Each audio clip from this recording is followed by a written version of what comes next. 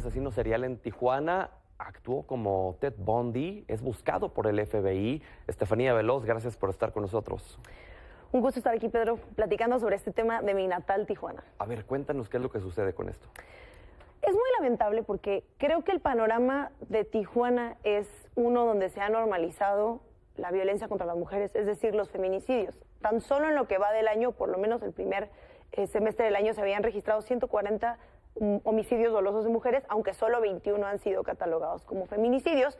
Digamos, es la constante en Tijuana o en Baja California que aparezcan mujeres asesinadas todos los días.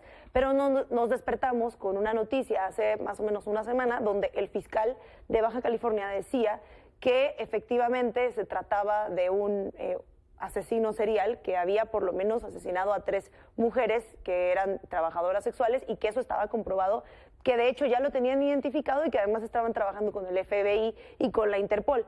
Sin embargo, creo que hay 2 cosas que faltaron. Uno, que no se le llamó, porque estamos en México y aunque en Estados Unidos no esté homologada la figura de feminicidio y no exista un nombre en inglés para eso, en México sí. Y no se le llamó feminicida serial, como suele llamarse aquí en México, y jamás se habló desde una perspectiva de género y además se dejó fuera todos estos casos de mujeres que, si bien 3 de los 140 homicidios de mujeres que ha habido en México son vinculados a una sola persona, ¿qué pasa con los otros? Creo que estamos frente a un escenario similar al de Ciudad Juárez, cuando se nos había dicho, y seguramente tú escuchaste, claro, que se decía que era una persona que venía de Estados Unidos que cruzaba la frontera, mataba mujeres y regresaba.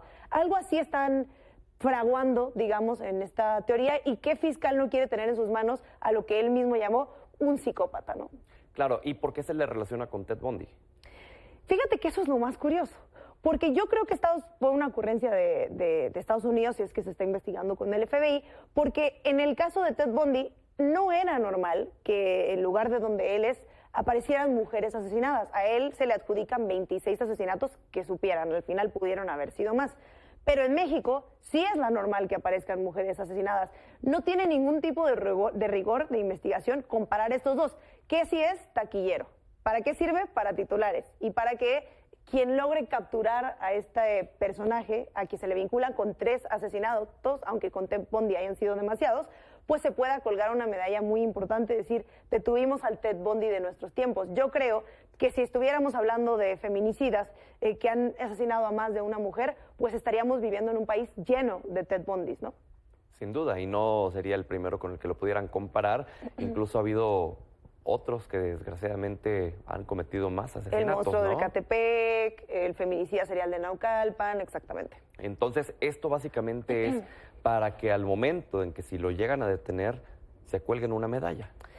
Ok, creo que es una de las lecturas, digamos, por parte de colectivas y por parte de algunas mujeres feministas, porque creo que la discusión no es si detienen a un feminicida serial que asesinó a 3 mujeres, por supuesto lamentable, y ahí se acaba esta historia y se da un carpetazo de, bueno, pues ya supongo que los otros casos son anomalías. Sino, esto es una constante. La normalidad es que amanezcan mujeres asesinadas. Te voy a dar una cifra. En Baja California, cada 28 horas asesinan a una mujer. ¿Cuál es el rigor para investigar esto? ¿Cuáles son los protocolos de seguridad?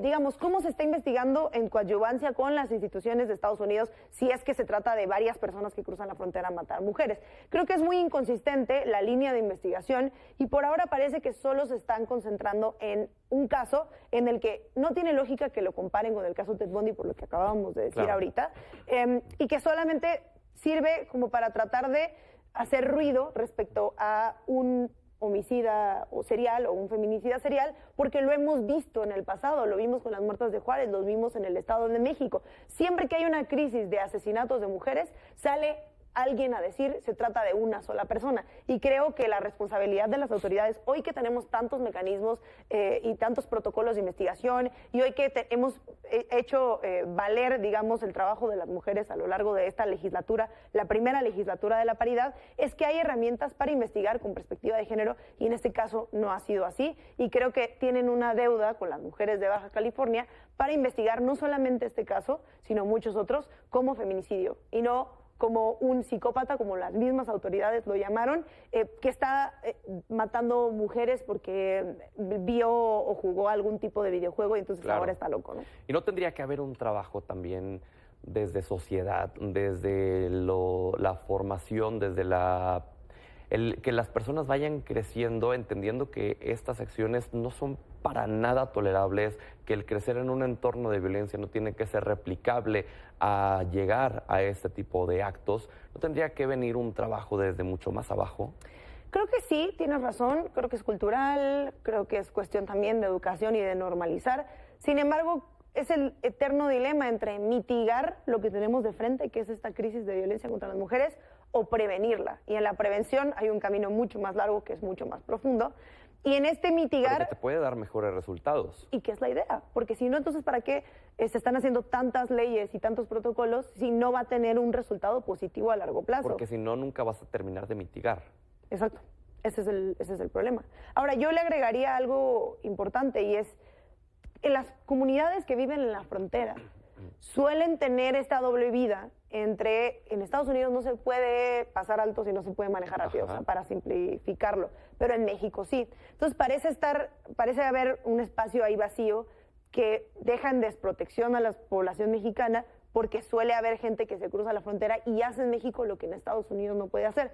Por eso creo que ya de buscándole algo positivo a este caso, sería ver cómo de verdad van a trabajar en una investigación entre dos instituciones o que se dedican a investigar crímenes, como la Fiscalía y del otro lado de la frontera el FBI, para tratar de replicar este modelo de trabajo conjunto a lo largo de la frontera, no solamente de Tijuana, sino todas las otras fronteras que tenemos. Porque creo que lo importante también es ese, ¿no? En un tema tan grave como es la desaparición y el asesinato de mujeres, tienen que trabajar los dos países en conjunto, siendo una frontera en la que puedes cruzar las veces que tú quieras al día, ¿no?